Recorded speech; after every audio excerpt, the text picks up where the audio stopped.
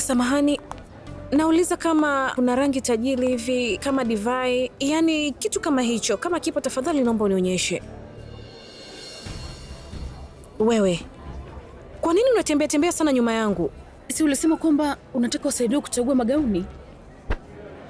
Hivi unadhani mimi Ali anaweza kununua kabisa nguo ambayo wewe utaichagua? Naweza nikajisaidia mwenyewe. Kwa hiyo asante sana kwa msaada wako. Unaweza kuchagua nguo kwa ajili ya wanafamilia unaowataka, lakini usinisumbue mimi, sawa? Kumbuka jambo moja zaidi.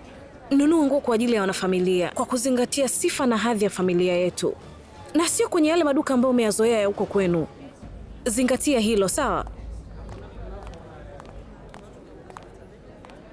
Niangalie. Lia, mbona umenisurprise jamani? Uhali gani baby? Niko poa, vipi wewe? Inakera. Yaani baada tu ya Abi kuoa, ndio umekuja? Unajua mpenzi jinsi ilivyo. Najua darling. Najua mpenzi uko busy. Lakini niambie, kwa nini Abi ameoa haraka hivyo? Na kwa nini hajamuoa 5? Alafu nasikia kaoa kisichana kishamba cha huko mitaani. Jamani, yule ni star, na matatizo gani? Wewe sikiliza.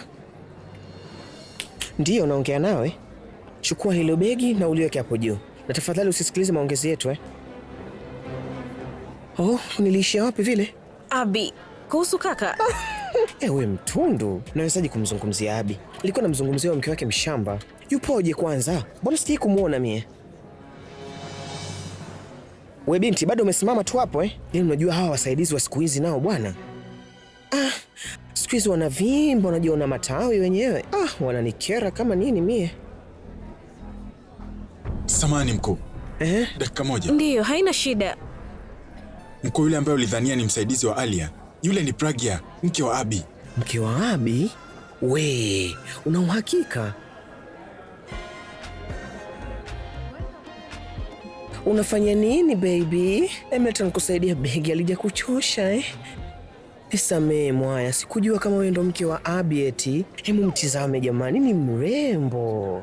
Lazima niseme ukweli. Jamani, Abi anajua kuchagua. Nametisha Nimevutiwa. Sikiliza Andy, Sikiliza baby, wacha tu niongee naye. Unajua kwa sasa huyu ndo mtu mashuhuri Watu wanataka waangalie ni nguo gani atavaa. Samahani mpenzi, hauwezi kuvaa nguo kwa kweli.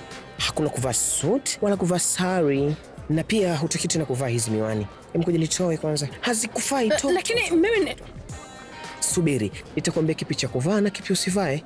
Kuanzia sasa hivi na kuendelea nitakuwa natengeneza nguo zako pamoja na za Abi.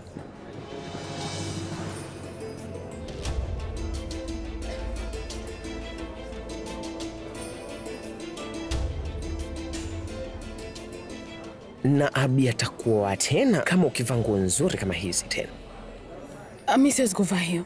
Jaribu basi baby, jaribu kunyumbulika basi. Wewe, nimesema nenda. Ndiyo, nenda tu. Mbona sasa nawe hujaniambia kama huyu ni mke wa Abi? Subiri, samani. Inanibidi nipokee simu. Hello Bobo.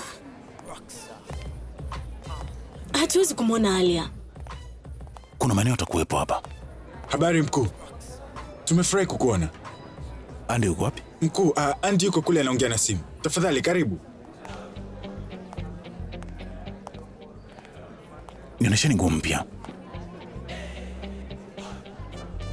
Wow. Eti hii nguo hapa itakufaa? Najua, hii ndio rangi unayoipenda. Ni kweli. Nitarudi.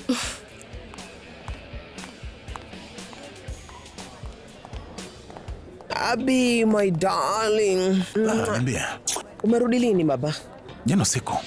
Lakini nimekuja hapa dukani sasa hivi tu. Wewe mtundu. Nilijua tu lazima utakuja hapa wewe. Unataka kumuona ni jinsi gani mkiwa amependeza katika mavazi yangu? Haya twende kule. Nenda kajione mwenyewe. Asante Andy.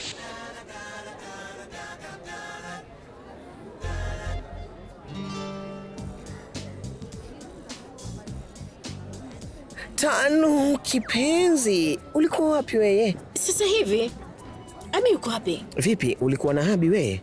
Inapendeza. Mnanipendeza sana nyinyi jamani, unajua urafiki wenu unanipendeza kwa kweli. Unajua nilijua labda baada ya ndoa ninyi wawili. Hata hivyo basi, Abi yuko na mke wake kule.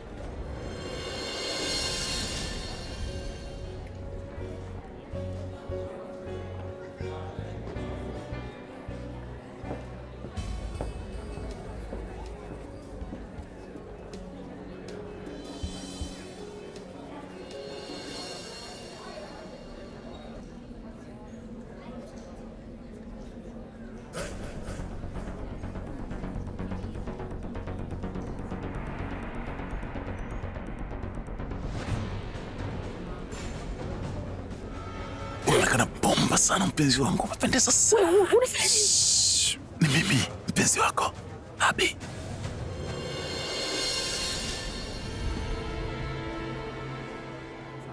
Hata hivyo siku hizi tupate muda kabisa wa kutumia tukiwa pamoja mama. Ndio maana nikaona nikufanya surprise katika chumba hiki cha kubadilisha nguo. Umeonaje surprise yangu?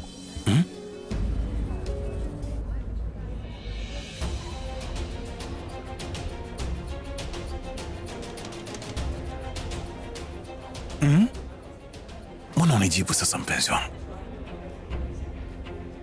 Kwa nini unajitahidi sana kujikausha sasa kana kwamba wewe unipendi mimi? Najua unapenda sana. Njoo mpenzi. Kwa nini unaona aibu? Ni mimi, Abi. Sikiliza bwana, hiki ni chumba cha kubadilisha nguo wanawake. Hakuna mtu atakayekuja kuingia hapa isipokuwa mimi. Hebu geuka na unipatie kumbatio. Sorry.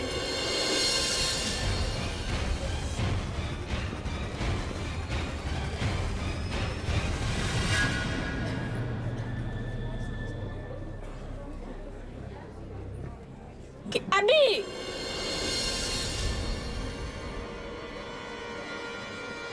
Tano uko hapa? Kama ni wewe sasa huyu.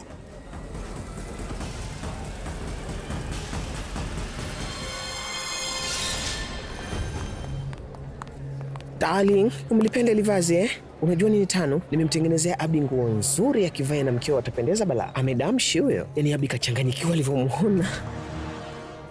Samahani mkuu, mara moja tu. Samahani ni jamani.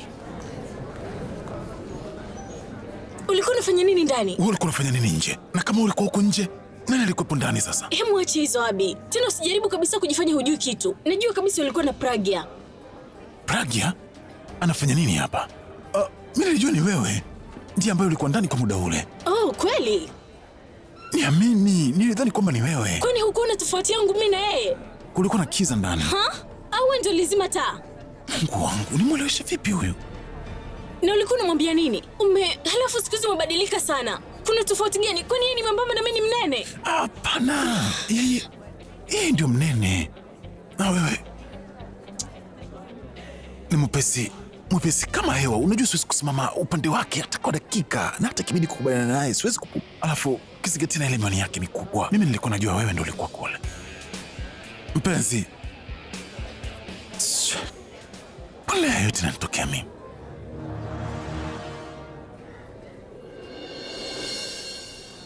Wewe, kwa nini ukuniambia kwamba wewe ulikuwa kwenye chumba cha kubadilishia nguo mle ndani? Nilitaka nikwambie lakini ulikuwa umenizuia mdomo.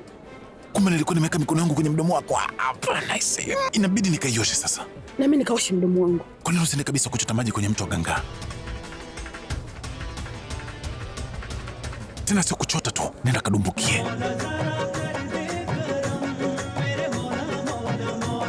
Nitakuwa.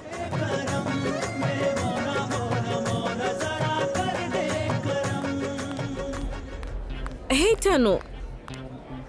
Unajua nini kilichotokea? Acha hizo Tano. Nina uhakika kwamba kaka hajafanya kwa makusudi. Wewe tulia tu. Najua Pragya lazima atakuwa amefanya makusudi. Lakini nilishakwambia umweke mbali kabisa na Abi. Naona umeshindwa kufanya hivyo. Anajua atafukuzwa kwenye ile nyumba baada tu ya ndoa kufanyika. Kwa hiyo najaribu kutafuta nafasi ya kumnasa huyo kakako. Sikiliza, wewe tu una wasiwasi. Unajua kabisa kaka hataruhusu hilo litokee. Huyu msichana hawezi kufanya chochote. Usiwe na wasiwasi. Kaka hataruhusu kabisa amsogelee, hata kumwangalia machoni kwake pia. Sawa, kwa hiyo tulia na ufanye kilichokuleta. Nisaidie kununua, njoo. Abi yuko wapi? Kaka alipigiwa simu na mwekezaji, ameenda huko. Hii hapa bili yako kipenzi. Punguzo je? Punguzo? Kwa nini kupunguzie? Kwa ajili ya uchumba wangu kipenzi. Kila mtu atavaa nguo zako katika shughuli yangu. Unalijua hilo. Itakuwa ni kama vile tunakutangazia biashara yako. Nastahili punguzo. Lakini kwani hatukuwapunguzia kipindi cha harusi ya Abi? Msitufanyie hivyo. Unatakiwa ufikirie tu kuwa tutanufaika wote. Tufanye kitu kimoja, sio yako sio yangu. 20%.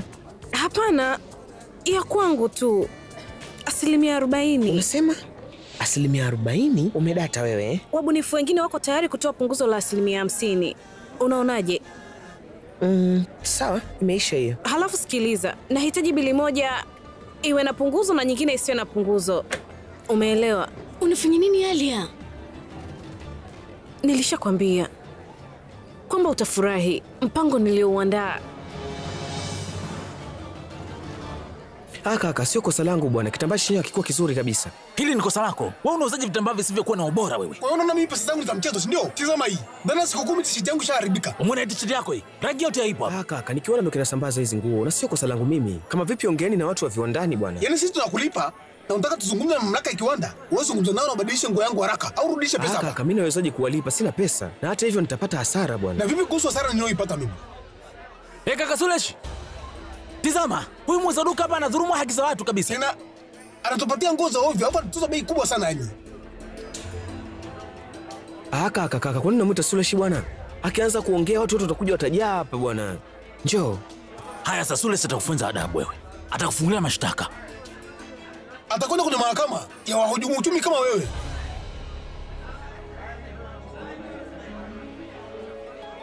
Kaka Sulesh, unaenda wapi? Kaka Sulesh. Ana shida gani huyo? Ingekuwa zamani asingevumilia huo dhalimu. Yaani leo kampunzia kila mtu.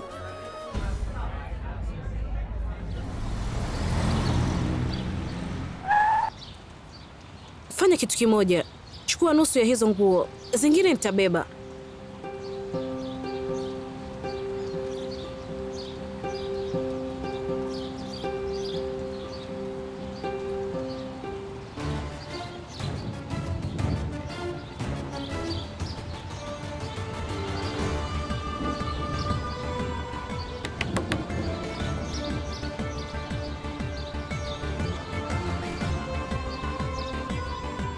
Samahani, ina maana na mkoba wako natakiwa ni ubebe mimi? Haya, shika huu hapa.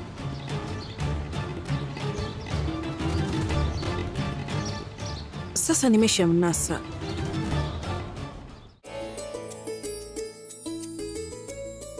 Oh, kwa hiyo mmerudi?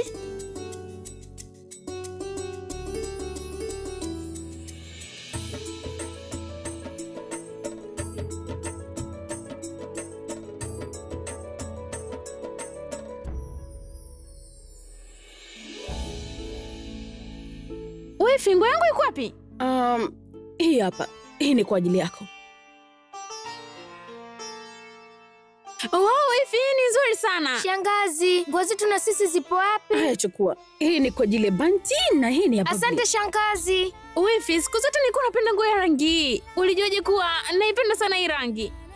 Nimeotea tu. Asante sana. Mwanangu, mimi nimeipenda sana hii. Rangi yake ni nzuri, kitambaa chake pia ni kizuri. Mimi pia nimeipenda yangu. Hata ya kwangu pia nimeipenda sana. Hii suti ni nzuri sana jamani. Kila kitu mnachokiona hapa ni kwa sababu ya wifi yetu Pragya, ndio aliyechagua. Asante wifi. Sijui ningewezaje kusimamia kila kitu mwenyewe. Lakini wifi, mimi sijaipata bili, sijui ni wapi nimeiweka. Acha niangalie. Hata sijui nimeiweka wapi, kwa kuwa nimefurahi sana na huu chumba. Haipo hata hapa. Natumai sijaweka kimakosa kwenye mkoba wako. Hebu angalia. Naweza kuangalia kwenye mkoba wako? Leti tu niangalie mwenyewe. Wewe unaweza kuendelea kuongea na kila mtu. Nachokifanya ni kwa sababu ya mhemko. Nimeipata. Aha. Nini hii? Nini?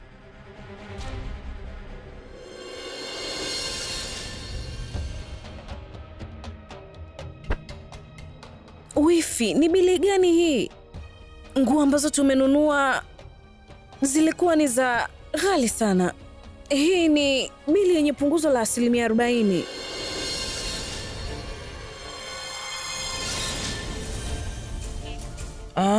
Na ndio maana naziona kama zimekuwa nyepesi sana. Mama, hebu angalia uzi unavyotoka kwenye hii nguo.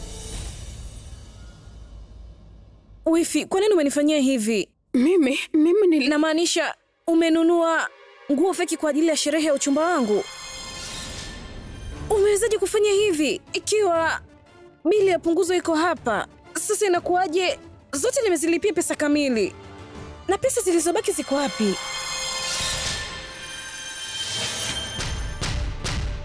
Kwa nini umeweza kufanya hivi? Na kama ulikuwa una shida na pesa sana, ungeweza kuniambia tu, mimi ningemwambia kaka akupatie. Kwa nini umefanya hivi? Na pia umefanya kwenye uchumba wangu. Kwa nini wifi? Sema wifi, zungumza chochote tu. Hapana,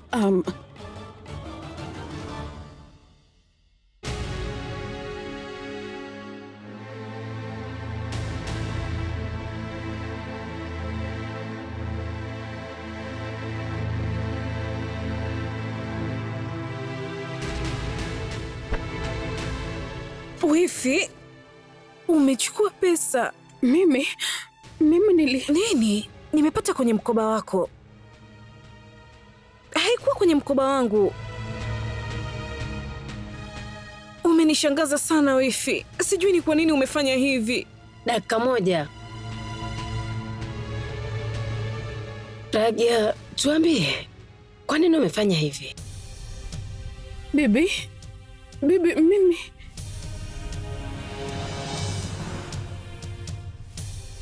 Mimi nitasema ni kwa nini alifanya hivyo.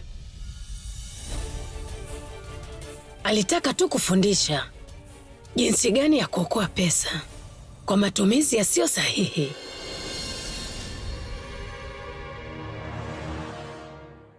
Leo ametufundisha kuwa pesa zinaweza pia kuokolewa na sio kutumika tu.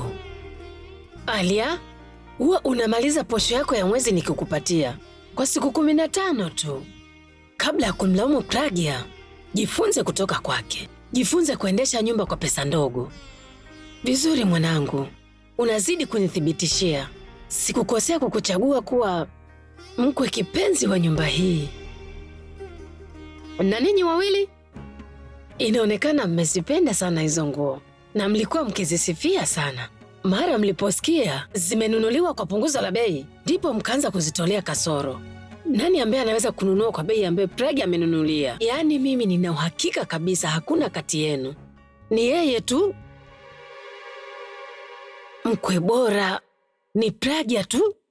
Mkwe wa nyumba hii yote anapaswa kuthaminisha pesa kama alivyoiokoa. Sio kwamba sisi tuna upungufu wa pesa nyumbani kwetu, lakini nyumba yenye mkwe kama Pragya kamwe haiwezi kuwa na uhaba wa pesa hata siku moja. Badala yake itakuwa na pesa daima. Ikiwa umeelewa chochote kati ya nilivyovisema hapa, naamini kuwa hamtamlaumu tena Pragya. Jifunzeni kitu.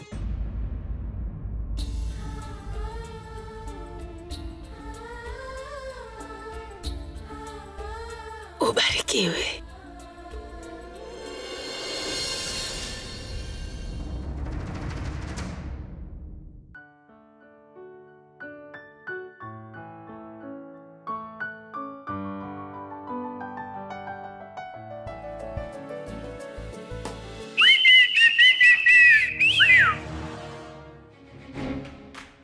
unafanya nini wewe? Unashindwa kuona kama niko ndani? Kwa hiyo nini? Toka nje bwana, nataka nioge. Nataka kukuona. Unamaanisha? Nataka kukuona jinsi unavyooga mbele yangu. Iko sawa. Kwa hiyo unataka kuniambia umekuwa mwalimu kunifundisha mimi jema na baya, si ndio? Lakini wala unaweza kukufunza adabu. Naomba utoke bwana, nataka nioge. Nyumba hii ni ya nani? Nyumba yako. Chumba hiki ni cha nani? Chako. Na hili bafu ni la nani? Lako. Kwa hiyo ni nani mwenye haki ya kuoga huko? Wewe, lakini sasa kwa kuwa umekubali, basi utatoka humu ndani na mimi nitaoga. Toka nje haraka. Natakiwa nitoke na bibi bwana. Usinitishie kwa kutumia jina la bibi, sawa? Sitatoka nje. Mimi mwenyewe nataka kuondoka.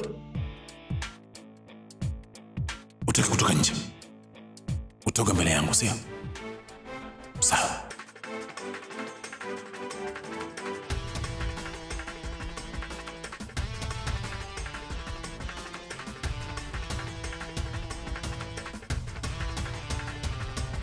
Wewe unafanya nini? Kama wewe hujali basi, hata mimi pia akili zangu ni kama zako, siwezi kujali chochote kile. Unaweza kuoga na mimi? Nioge na wewe kivipi? Mimi siwezi kuoga na wewe huko.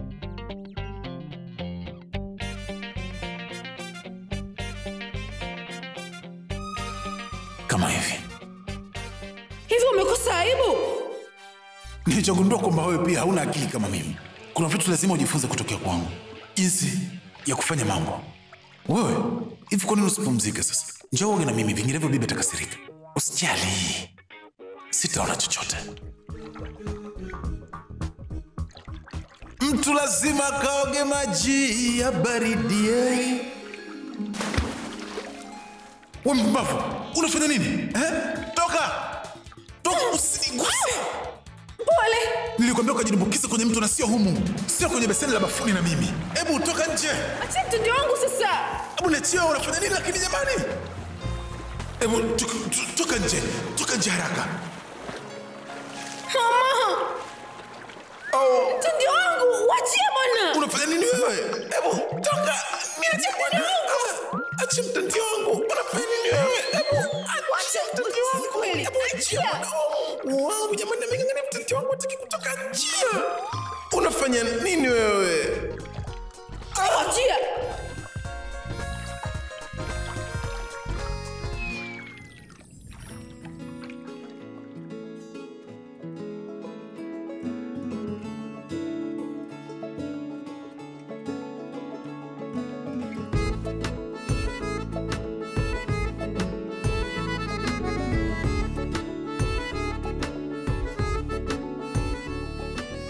Umerudi tena. Na kushauri wache kuabudu na fanya kazi na mimi. Vinginevyo ikiwa utaendelea kuanguka kama hivi, basi utavunja furniture zote. Wewe, unaenda wapi? Chukua hii. Chukua mkono wangu. Mtu lazima aoge katika maji ya baridi. Miwani hapendi kuoga, macho manne hapendi kabisa maji.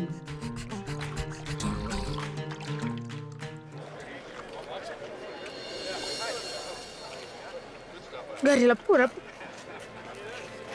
Inamaanisha Purab watakuwa maeneo ya karibu tu hapa.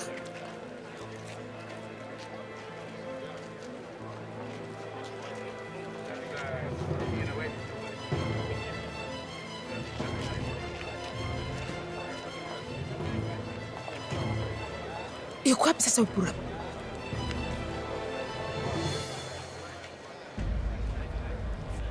Bulbul.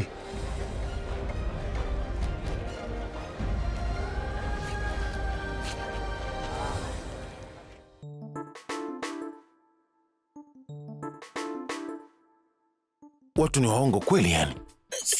Hapo awali walitoa udhuru ya kutoka mapema. Alafu sasa hivi umetulia. Kwa maana hiyo, kile ulichokifanya ndani ulikuwa umedhamiria. Ulikuwa unasubiri niingie ndani ili uweze kuniangukia. Basi natosha bwana. Unajishukulia wewe nani? Unahisi unaweza kuongea chochote kile? Tangu umekuja pande unaongea ujinga mtupu. Na tupokuwa dukani pia ulikuwa unaongea ujinga kuhusu mimi mbele ya mpenzi wako. Alafu tena ulikuwa kutusikiliza kimya kimya eh? Imekuwa vizuri. Umeweza kujua wewe ni wa aina gani. Nilivyo ndio hivyo hivyo. Mungu amekupa mdomo wa kuongea lakini hajakupa akili za kufikiria. Unapenda kububwaja. Nakubali siendani na wewe lakini unazaje kumhukumu mtu kutokana na urembo wake. Na umetoa wapi ujasiri kunyanyua mdomo wako? Na kukaa kimya kwangu haimaanishi kwamba samahani. Nakaa kimya bila mpenzi wako haimaanishi kwamba mimi nakuogopa. Mimi siogopi. Nakustahi tu kwa taarifa yako. Lakini kikomo cha ustahimili kimenishinda. Alafu ulikuwa unasemaje kule ndani? Ati nataka ninufaike kupitia wewe? Hivi kitu ambacho kinaitwa stara unakinyoa ama ukijua? Unawezaje kuongea ujinga kama huo wewe? Alafu ulikuwa unasemaje? Mimi natafuta sababu tu niweze kukupenda. Kwa taarifa yako sasa katika hii dunia labda watu wote hata kama dunia nzima ukibakia wewe ndio mwisho siwezi kukupenda mimi. Na hizo tabia zako za kunifanyia masiara nataka zife kabisa. Mimi sitaki ndio kufanyia upuzi wako bwana. Hata mimi pia nimechoka kutazama sura yako. Na hivi unadhania mimi na masihara na wewe? Kwa taarifa yako, mimi nakutesa tu wewe. Baada ya yote lolotufanyia sisi. Na tukia hapo siwezi kuwa mzuri kwa lolote lile kwako. Elewa hilo. Na huenda labda nikifanya hivyo kama usingemfanya vile Alia. Kuna wakati katika maisha yangu ninajisikia vibaya sana kwako, lakini kuna wakati nikikuona natambua kwa wewe ni malaika wa ulaghai. Unastahili yote haya. Haya lazima yafanyike kwa msichana wa aina yako wewe. Tafadhali unaweza kuacha kupiga chafya? Chafya zinakuja sana, zizuie. Mungu wangu. Hapana Abi, usiangalie machoni kwake. Tofauti na hapo utakuteka tena na utaanza kuhisi huruma juu yake. Kabla ya yote hayo, kumbuka kwanza kitu alichomfanyia dada yako. Ndiyo, sitamwonea huruma kabisa. Mungu wangu.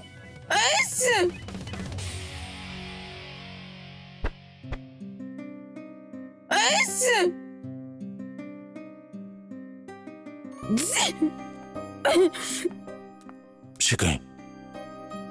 Alafu akili yako sikutume kwamba nakuonea huruma. Nafanya hivi ili kujiepusha tu na maambukizi yako hayo. Usije ukaniletea corona bure hapa. Na huwezi jua kama vimelea vyako vinaweza vikaniingia mwilini mwangu na mimi niwe kama wewe. Na pia nimelipa kisasi kwanza. Kama utakileta kisura chako cha kujichekesha baada ya kunywa maji, basi nitajisikia vizuri. Siku ile wakati ulipokuwa umeniwahi, wewe pia ulijisikia vizuri, si ndio? Unaangalia nini sasa? Asante.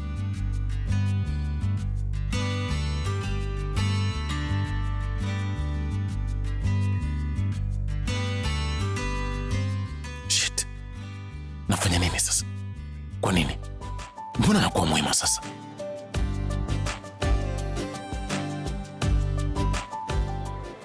Wewe Purab, unafanya nini hapa?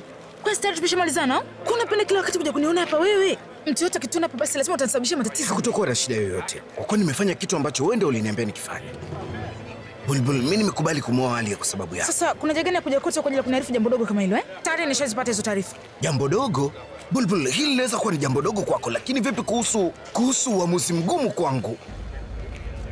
Wewe ndio umenilazimisha, lakini ilikuwa ni ngumu sana kwangu kwa kushawishi moyo wangu Bulbul.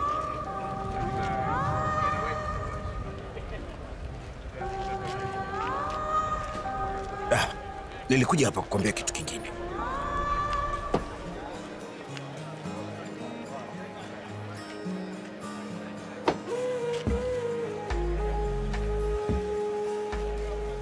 Nimekuja kurudisha kitu ambacho ni cha kwako Bulbul. Ikiwa nitabaki nacho, basi kitanizidishia maumivu mimi. Nimeona ni bora nikirudishe.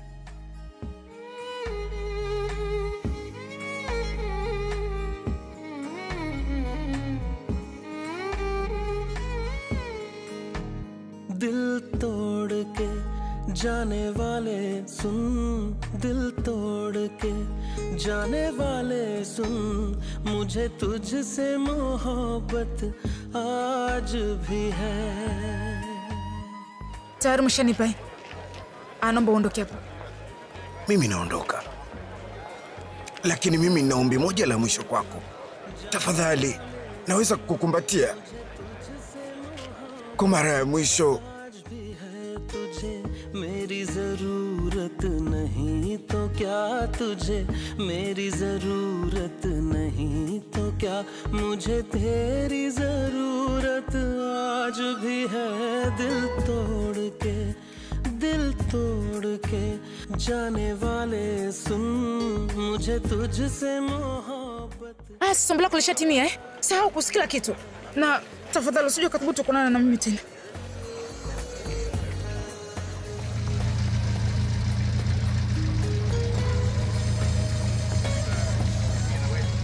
Ile si ni gari ya Purab.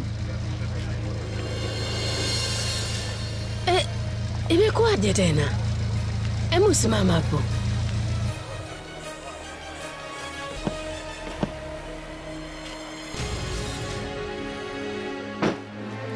Purab,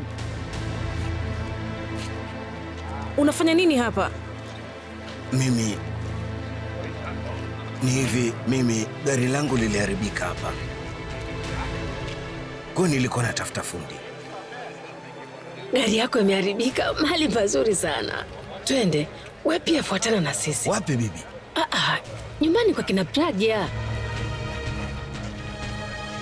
Wao ni ndugu zetu. Tunaenda kualika katika sherehe ya uchumba wenu wewe na Alia. Bibi, mimi nitafanya nini huko? Twende tu uko nao. Nini tena kingine unaenda kufanya? Kwani wewe hutaki wajue? Lazima wajue Ali anaolewa na nani pia. We haukuja kwenye harusi ya Abi, hivi hawakufahamu, hawajawahi kukuona. Twende.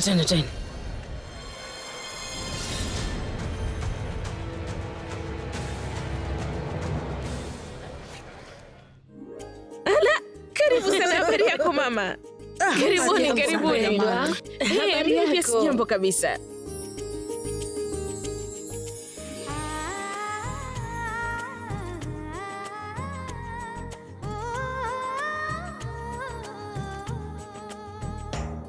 Janki, Bulbul, Purvi, leteni chai na vitafuno kwa ajili ya wageni.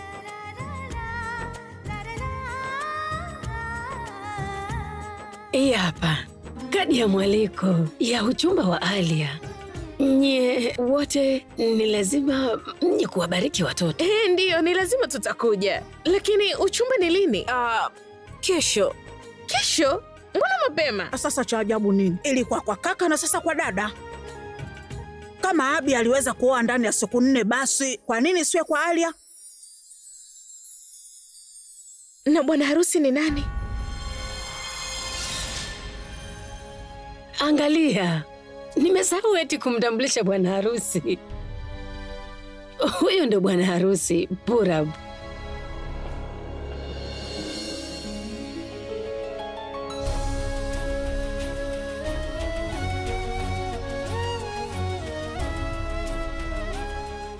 Rafiki wa Abi tangu utotoni. Ndiyo, namfahamu vizuri sana. Nilimuona ukiwa pamoja naye wakati wa sherehe ya Abi na Pragya. Pia wakati Pragya alivyokuwa amerudi nyumbani, alikuja hapa.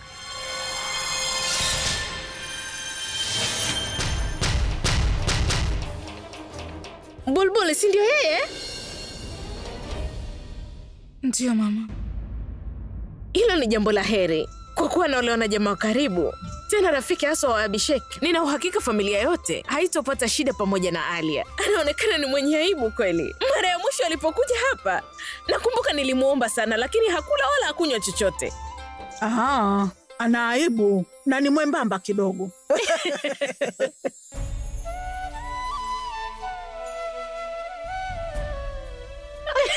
Uko sahihi. Ngoja nifanye kitu kimoja. Wacha nimwache nyumbani kwako. Umlishe vizuri na nenepe hadi ifike siku ya harusi. Kabisa. Ndiyo, tutaanza sasa hivi. Hivi unajua huyu Bulbul wangu ni mtaalamu sana kwenye kulisha. Nitamwambia sasa hivi, mwanangu, hebu andaa chai. Alafu kweli ataenda kuwa shemeji wa shemeji yake, si ndio Hivyo lazima apewe huduma maalum. Bulbul, usilishe jiwe lolote bila kugeuka. Mlishe utakavyo.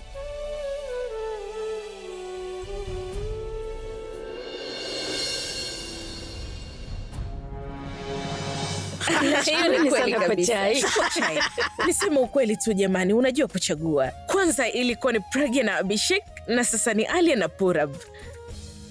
Tafadhali naomba unichagulie mchumba mzuri kwa ajili ya Bulbul wangu. Mwana harusi lazima awe kama alivyo Purab.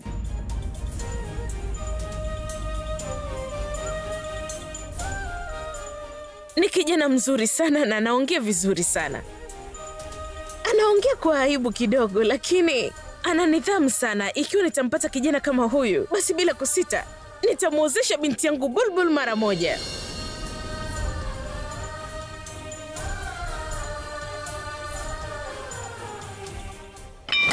Ush! Ala Bulbul, unafanya nini mwanangu? Bulbul mwanangu, unafanya nini? Ona sasa umemwagia chai mwenzako. Samahani, nisamehe. Bulbul mwanangu, hebu mchukue Ali na umpeleke bafuni akanawe.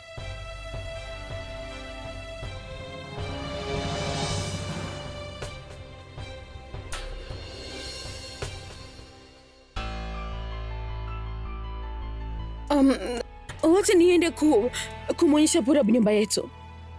Haya, njoo. Huyu msichana mjinga atakuwa amenifanyia makusudi. Samani, na kwa nini nifanya yote ya makusudi? Kwa sababu wewe unanionea wivu. Unafikiri wewe ni mjanja sana Ngoja tu nipate hiyo nafasi. Baada ya hapo, mimi na wewe tutamalizana. Na kama iko hivyo, basi mimi nitakusubiri. Kwa sababu mimi lazima nimalizane na wewe kwa mambo mengi ambayo hata huyajui. Nini? Yaani ile jambo dogo tu bado hujalijua na bado mngangania nataka kulipiza kisasi. Alafu sikia, kuna maji kukasafisha nguo zako haraka sana. La sivyo kutakuwa na nyongeza zaidi katika kisasi chako, sawa? Kwamba mimi nimekuharibia nguo yako ya kimitindo. Vyovyote.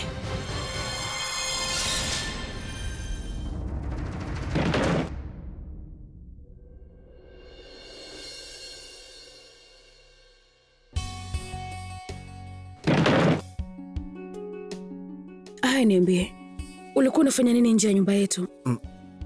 Ni kweli gari yangu iliharibikia hapo. Acha kuongea uongo Purab. Mimi najua kwa nini umekuja hapa. Umekuja hapa kumuona Bulbul. Purab, mimi najua vizuri kabisa kwamba uamuzi wako kumuoa Alia wala si uamuzi sahihi. Lakini tayari umeshaufanya uamuzi. Lakini bado unathubutu kuja hapa kukutana na Bulbul. Unawezaje? Nashindwa kuelewa kabisa ni kitu gani unafikiria, kitu gani unataka. Sikiliza Purab, najua fika kwamba hii hali ni ngumu sana kwako. Lakini tayari umekwisha ufanya huu uamuzi. Jambo ambalo umekwisha lifanya lisimamie hapo hapo. Kwa sababu kama ukitaka kujitoa katika hili jambo, basi sijui Bisheki atakufanya kitu gani. Hapana dada Pragya, wewe wala hata usijali. Nimechukua tu haya maamuzi ili kumwambia Bulbul kuhusu uamuzi wangu. Kwa sababu ili tatizo lolote lisitokea kati yako wewe na Bulbul. Nimekuja hapa kwa mara ya mwisho ili tu niweze kumuona yeye. Na kama ningejua wote mnakuja hapa wala nisingekuja. Ondoa wasiwasi. Hakuna chochote kibaya kitakachotokea. Dada Pragya, mimi nakuahidi. Mimi sitakuja tena hapa baada ya leo. Na nakuahidi sitajaribu tena kukutana na Bulbul. Tafadhali niamini. Jaribu kuelewa.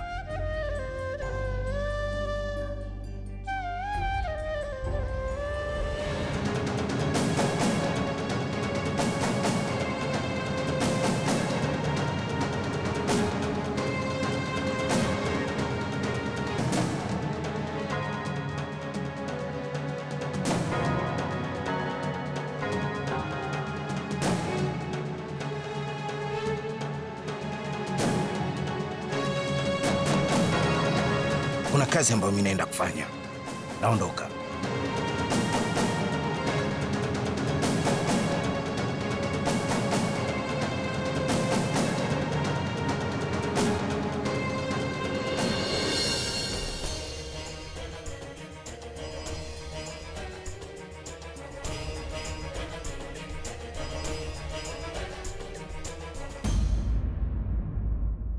Nyote mwezi kufanya kazi moja vizuri.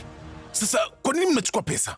Mkuu, haya sio makosa yetu. Kwa hiyo ni kosa langu, sio? Kwani niliwaambia wateja wote waende maonyesho yao kwa siku moja na saa moja? Usimamizi wa muda ni kazi yangu leo, si ndio? Na pia kazi ya kukusanya pesa leo hii imekuwa kazi yangu na sio ya kwenu. Mna faida gani sasa hapa? Wakati Purab alipokuwa na mimi, hakukuwa na matatizo ya kijinga kama haya. Alikuwa akisimamia kila kitu peke yake, lakini nyinyi wawili wote leo mnashindwa hilo. Kwa mnataka nisimamie mambo haya ya pesa ama mimi nibaki kuzingatia mziki wangu? Hii ndio nafasi yangu ya kujipatia kila kitu kwa kisingizio kidogo tu. Hebu ndukeni bwana. Tusamee mkuu. Mwanangu, usiwe na mashaka. Purab amesharudi, atashughulikia kazi yake. Hapana mjomba.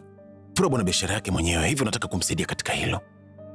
Purab na Alia wanaenda kuoana, kwa hiyo sitaki watu umwite msaidizi wangu. Uko sahihi, lakini mwanangu, kama hautajisikia vibaya, naweza kukuambia kitu. Niambia. Akash, mwanangu, hebu njoo. Ndiyo mama. Kwa nini usimfanye Akash akawa meneja wako? Ninakubali kuwa yeye hana akili kama Purab, lakini kama akifanikiwa kupata hata jukumu moja, basi ataielewa kazi yake vizuri sana. Na mbali ya yote, yeye si ni damu yako, Na kama ikiwa atafanya kazi kwa moyo wake wote, basi hakutakuwa na mapungufu yoyote yale, na wala hakutakuwa na makosa. Ndiyo kaka. Nimeshachoka sana kukaa nyumbani na nahitaji kufanya jambo la muhimu sana katika maisha yangu. Nachokisema, mpe tu nafasi umwangalie. Kama atakuwa na uwezo, basi sawa, na kama hataweza, basi tunamwacha.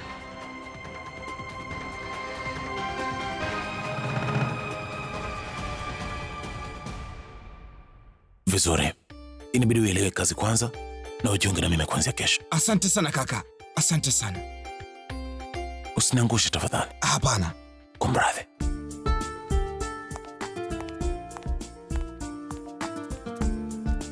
Sasa una furaha?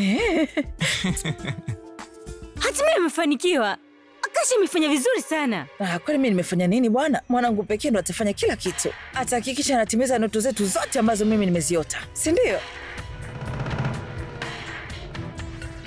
Hatimaye nimepata nafasi ya kuchunga. Sasa lazima maziwa yaendelee kuchemka.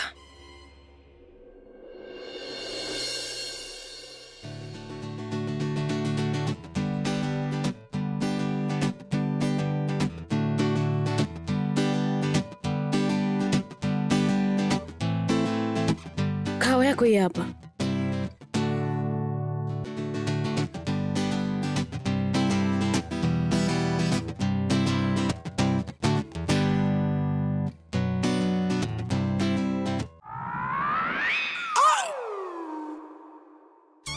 Nani liweka ikawa hapa?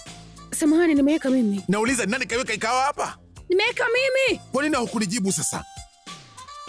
Robin? Robin? Nimeweka mimi hiyo kahawa, vipi? Kwa nini tatizo kwenye shingo yangu? Nimeweka mimi kahawa. Wewe ni kiziwi ama ongeza sauti bwana? Mimi ndo nimeweka kahawa. Sasa kwa nini unapiga kelele? Kwa nini umeiweka na ulimuuliza nani? Oh, sasa nimekuelewa kwa nini. Unalipiza kisasi, si ndio? Kwa kuwa nilikuweka kwenye maji, sasa umeamua kunichoma na hii kahawa. Kwanza kabisa nimekutengenezea hiyo kahawa, halafu badala ya kunishukuru kwa hilo unaanza kunifokea. Hebu acha kuzungumza ujinga wako. Mimi mwenyewe natamani hata kuichukua na kukumwagia kichwani mwako. Wakati ambao wewe utapata maumivu, ndipo ambapo utagundua maumivu yangu. Au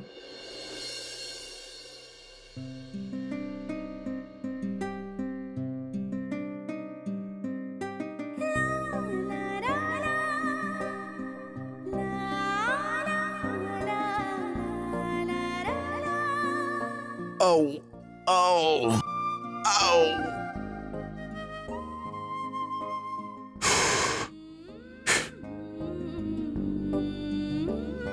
Mpaka haya majivu kitapungua. Ole wako hiyo tofauti. Iki kidawa chako kija kiniongezea maumivu. Najua ndo maana mimi sikupaka. Lakini huwezi kuelewa, maana ubongo wako si upo kwenye magoti. Nini? Gitaa lako, mziki wako si ndo akili yako. Jipake hiyo dawa haraka. Sasa naye pia ameanza kupigika. Lazima nifanye kitu kuhusu choyo wake.